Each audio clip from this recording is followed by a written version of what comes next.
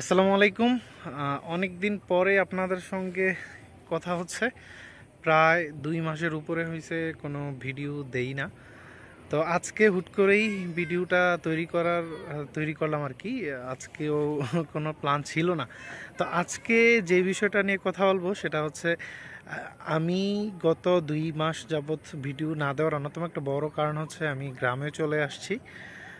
আপনারা জানেন দেশের বর্তমান পরিস্থিতি কোন দিকে যাচ্ছে, তো অনেক সব দিক বিবেচনা করে আসলে পুরো ফ্যামিলি নিয়ে গ্রামে চলে আসছি। তো গ্রামে চলে এসে যে বিষয়টা করছি সেটা হচ্ছে একটা বাড়ি করছি। তো ওই বাড়িতে হচ্ছে মোটামুটি সময় দিতে হয়েছে। তো এই কারণে আসলে একটু ব্যস্ত থাকার কারণে ভিডিও দেওয়া হয় নাই। বাড়ির কাজ এখনও শেষ হয় নাই, তবে আবার চলার মতো আর কি, এখনও কিছু কাজ বাকি আছে, তারপরও বড় কাজগুলো শেষ হয়ে গেছে। তো আজকে আমি হচ্ছে এই 2 মাসে আমার এক্সপিরিয়েন্সটা শেয়ার করব আর কি, যে গ্রামে আসলে ফ্রিল্যান্সিংটা কেমন, যে ইন্টারনেট স্পিড বলেন, তারপরে হচ্ছে ইন্টারনেট স্পিড, ইলেকট্রিসিটি, এই বিষয়গুলোই হচ্ছে একটু বেশি ভেরি করে আর কি। তো এই বিষয়গুলো আসলে কেমন, গ্রামে ফ্রিল্যান্সিং করার ক্ষেত্রে কতটুকু সহায়ক বা কতটুকু বিরক্তিকর, এই বিষয়গুলো বলবো। তো সঙ্গেই থাকবেন। তো এইটা হচ্ছে আমাদের নতুন বাসা। এইটাই এই এই বাড়িরই কাজ চলতেছিল একদম শুরু থেকেই করা হয়েছে। তো কাজ এখনও বাকি আছে, এই যে এদিকে কিছু পুরাতন টিন, তারপরে হচ্ছে বাড়ির সামনাটা খুব একটা পরিষ্কার করা হয়নি, কিছু কাজ বাকি আছে। তো ওই কাজগুলো করার পরে হচ্ছে পরিষ্কার করব। তো এই ময়লা আবর্জনাগুলো একটু উপেক্ষা করে আমরা দেখি একটু আমাদের ডেস্কটাতে যাই। কোনো কিছুই গুছানো হয় নাই, যে সোফার ফোম এখনো খালি অবস্থায় আছে, কোনো কিছুই গুছানো হয় নাই। এইটা হচ্ছে আমাদের ওয়ার্ক স্টেশন হবে আর কি। এখানে হচ্ছে আমার টেবিল, আর এখানে হচ্ছে আমার ছোট ভাইয়ের টেবিল। আমরা দুইজনই হচ্ছে অনলাইনেই কাজ করি। তো এখনও খুব বেশি গুছানো হয় নাই, আমরা জাস্ট টেবিলগুলো আজকে সকালেই আনছি এখানে, এই যে। তো এই হচ্ছে আমার সেটআপ। রং টং করা হবে, তারপরে আরও একটু ডেকোরেশন করা হবে। আপাতত কোনো কিছুই করা হয় নাই, তবে আস্তে আস্তে হবে ইনশাল্লাহ। আচ্ছা, তো যে বিষয়গুলো নিয়ে এখন কথা বলবো সেটা হচ্ছে যে ফ্যাক্টরগুলো, যেমন ইন্টারনেট স্পিড বলেন, তারপরে হচ্ছে ইলেকট্রিসিটি বলেন, এই বিষয়গুলো আসলে গ্রামে কেমন, ফ্রিল্যান্সিং করার জন্য কতটুকু উপযোগী। প্রথমে যদি বলি ইন্টারনেট, তো ইন্টারনেট আমি অনেক দিন যাবৎ চালাইছি হচ্ছে বাংলা লিঙ্ক মোবাইল ডাটা। আমি ওয়াইফাই নিয়েছিলাম হচ্ছে প্রথম থেকেই, বাট এখানে ওদের সঙ্গে কথা বলে যেটা বুঝলাম সেটা হচ্ছে তারা একটা লাইনই, একটা শেয়ার লাইনই হচ্ছে পুরো 2-3 গ্রাম দেয়। তো ওই ক্ষেত্রে হচ্ছে আমার ইন্টারনেট একদমই পায় নাই এতদিন।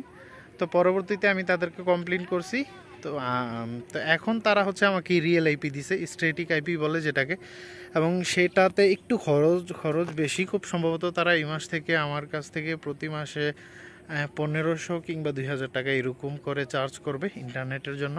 বাট 1500-2000 টাকা নিলেও হচ্ছে ইন্টারনেট এখন তারা আমাকে হাই স্পিড দিচ্ছে। এটা হচ্ছে ওদের সঙ্গে কথা বলে নিতে হবে, আপনারা যদি ইয়ে করেন। আমি যতটুকু জানি বাংলাদেশের সব গ্রামেই হচ্ছে ইন্টারনেটের সেম অবস্থা, বাট অ্যাকসেপ্ট যদি কারো গ্রামে ভালো ইন্টারনেট থাকে তাহলে সেটা তো অন্য ব্যাপার, বাট নর্মালি হচ্ছে এরকমই থাকে। তো আপনারা যদি কথা বলে নেন তাদের সঙ্গে আর এই ইন্টারনেটের যেই ইন্টারনেট সার্ভিসের যে প্রোভাইডার, সে হচ্ছে আমার ক্লাসমেট, আমরা একই স্কুলে, হাই স্কুলে পড়েছি। তো এই কারণে হচ্ছে আমার জন্য একটু সহজ হয়েছে সলিউশনটা নেওয়া। তো এটাই ইন্টারনেট। আর এইটা নেওয়া ছাড়াও আমি হচ্ছে এতদিন বাংলা লিঙ্কের মোবাইল ডাটা দিয়ে কাজ করছি। বাংলা লিঙ্কের মোবাইল ডাটা আমার এখানে 4G+ পায়। তো এখানে হচ্ছে কাজ করতে খুব একটা সমস্যা হয় না। বাংলা লিঙ্কের মোবাইল ডাটা দিয়ে গত 2 মাস কাজ করছি। আর স্ট্যাটিক আইপিটা হচ্ছে মাত্র কয়েকদিন আগে নিছি। তো দুইটা সলিউশনই খুব ভালো কাজ করছে। আর ইলেকট্রিসিটি তো আপনারা সবাই জানেন যে বাংলাদেশের ইলেকট্রিসিটির বর্তমান অবস্থা, সারা দেশেই লোডশেডিং চলছে। তো আমাদের এখানেও লোডশেডিং চলছে, ইনফ্যাক্ট প্রচুর পরিমাণে লোডশেডিং হচ্ছে। তো যে বিষয়টা আমি করব সেটা হচ্ছে আমাদের ঘরটা মাত্র রেডি হয়েছে, তো কিছুদিনের মধ্যে হয়তো আইপিএস কিংবা সোলার নিয়ে আসব। তো এইটাই হচ্ছে ইলেকট্রিসিটির সমাধান, এছাড়া আর তো কোনো কিছু না। আর এমনিতে শহরে যেরকম সুযোগ সুবিধা ছাড়া আর আমি তেমন কোনো কিছু পাই না। এই দুইটাই আমার জন্য সবচেয়ে বড় চ্যালেঞ্জিং বিষয় ছিল। তো এই দুইটা বিষয় সলভের পথে, ইন্টারনেট তো সলভ হয়েই গেছে, আর ইলেকট্রিসিটিটা হয়তো কিছুদিনের মধ্যেই সলভ হয়ে যাবে ইনশাল্লাহ। তো এই বিষয়গুলোই আমাকে হচ্ছে অনেকেই প্রশ্ন করেন বা মাঝে মধ্যে জিজ্ঞেস করেন যে গ্রামে আসলে ফ্রিল্যান্সিং করা যাবে কি না বা কতটুকু উপযোগী। তো তাদের জন্যই মূলত ভিডিওটা তৈরি করা।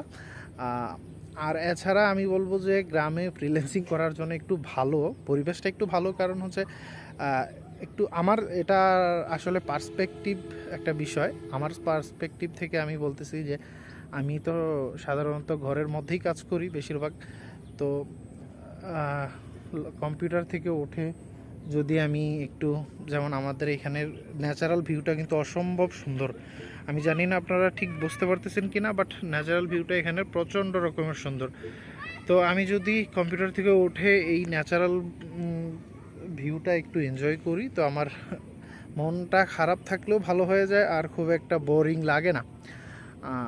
তো এই আর কি, গ্রামে থাকলে আসলে এই ন্যাচারাল যে ভিউগুলো সেগুলো এনজয় করা হয়, আর শাকসবজিটাও ফ্রেশ খাওয়া হয়। আমরা হচ্ছে এই যে এই পুকুরটার এই পাড়ে দিয়ে আপনারা দেখেন, এই যে এগুলা পাট শাক, ডাঁটা শাক করে রাখছে আমার আম্মা, এই যে দেখতে পাচ্ছেন কিনা জানি না। তো এমনিতে বাজার সদায়ও মোটামুটি শাকসবজিটা আমাদের কেনা লাগে না, এই পুকুরের পার বা প্রজেক্টের পার এই দিক থেকেই হয়ে যায় আর কি। তো সব দিক দিয়ে মিলিয়ে, সব দিক হিসেব করি আসলে পার্মানেন্টলি চলে আসছি। তবে আরেকটা ভয় আছে, যেটা হচ্ছে বলা হয় নাই আপনাদেরকে, ইনফ্যাক্ট এটা অনেক বড় একটা ভয়, সেটা হচ্ছে চুরির ভয়। গত কিছুদিন আগেই হচ্ছে আমাদের ঘরটার তখন গ্রিলগুলা লাগানো হয়েছিল, বাট মেইন গেটটা লাগানো হয় নাই, মানে কাজ তখনও শেষ হয় নাই। আর যেহেতু আমাদের আর ঘর নাই, তো আমরা কাজ শেষ হওয়ার আগেই এটাতে উঠে গেছিলাম। তো তখন আমার হচ্ছে বেশ কিছু জিনিস চোরে নিয়ে গেছে, যেমন একটা ল্যাপটপ নিয়ে গেছে, বাসার সবার ফোন নিয়ে গেছে, প্রায় 3টা ফোন, তারপরে কিছু নগদ টাকা, এরকম বিষয়গুলো নিয়ে গেছে। বাট এটা একটা অ্যাক্সিডেন্ট। তবে আই থিঙ্ক এটাও কনসিডারেশনে রাখা যায় যে হচ্ছে এই ধরনের বিষয়গুলো ঘটতে পারে, তো তার জন্য সাবধানতা অবলম্বন করা জরুরি। তো এই বিষয়গুলোই আসলে গ্রামে ফ্রিল্যান্সিং করার যে অভিজ্ঞতা, সেটাই আপনাদের মধ্যে যারা অলরেডি গ্রামে থাকেন তারা অনেকেই জিজ্ঞেস করছেন যে ফ্রিল্যান্সিং আর গ্রামে করা সম্ভব কিনা। হ্যাঁ, অবশ্যই সম্ভব, আমি নিজেও করতেছি।